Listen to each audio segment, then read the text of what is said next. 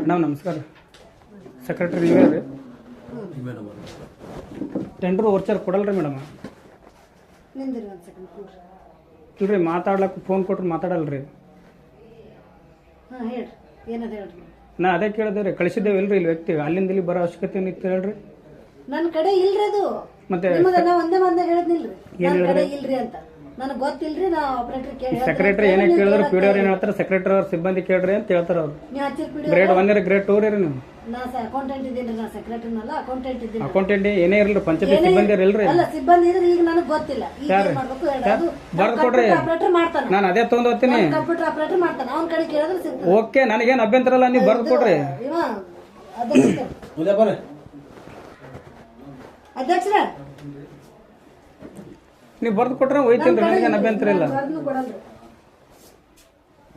ಒಂದ್ ದಿವಸ ನಾವು ನೀವು ಕೂಡ ಆಪರೇಟರ್ ಗೊತ್ತಿರ್ತದ, ಕೇಳಂದ್ರೆ ಬೇಕಾದ್ರೆ ಮಾತು ಕೇಳ್ತೀನಿ. ಹಂಗಲ್ರಿ ಮೇಡಮ್ ರೇ, ಸಾರ್ವಜನಿಕರು ಇರ್ತಾರೆ, ಪಬ್ಲಿಕ್ ಬಂದಿರ್ತಾರ, ಯಾರೋ ನಮ್ಮ ತಮ್ಮ ಇಲ್ರಿ.